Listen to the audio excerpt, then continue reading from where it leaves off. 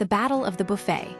Understanding the high-stakes culture of airport lounges are marketed as sanctuaries of calm-quiet spaces designed to shield travelers from the chaos of terminals. However, for a specific segment of travelers, particularly in India, the lounge has transformed into something far more intense.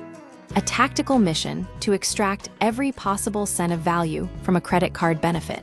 What looks like simple dining is actually a complex social phenomenon driven by a value-for-money mindset that borders on the extreme. The strategy of space and consumption, the lounge experience often begins not with a meal, but with a territorial claim. To ensure comfort for groups or families, travelers frequently use personal belongings, jackets, bags, and even single shoes to claim multiple seats. This creates a makeshift perimeter that secures a base of operations before any food is even touched. Once seated, the focus shifts to the buffet, where the goal is rarely culinary excellence and more often maximum volume. This behavior is driven by a specific psychological driver: the fear of missing out on premium items. This leads to several distinct patterns. Culinary chaos.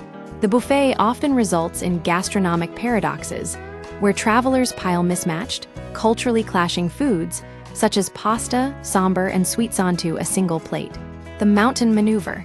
There is a palpable pressure to pile food high. In this mindset, a light meal is viewed as a loss. To eat sparingly is seen as letting the banks win by not utilizing the full value of the credit card membership. The bottlenecks of luxury, even in a space designed for ease. Friction is inevitable. Two specific areas often become flashpoints for tension. The beverage station. Automated coffee machines frequently become bottlenecks, where technical confusion meets long queues, creating a sense of urgency and frustration.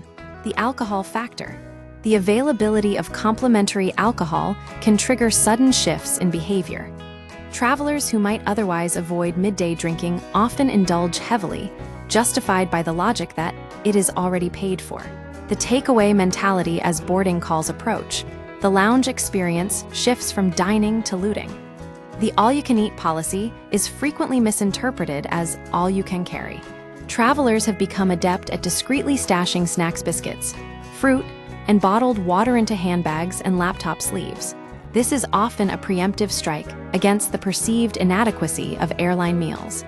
If the onboard service is expected to be subpar or overpriced, the lounge becomes a morally sanctioned grocery store for the flight ahead. Why this matters: this behavior highlights a broader trend in consumer psychology: the optimization of perceived value.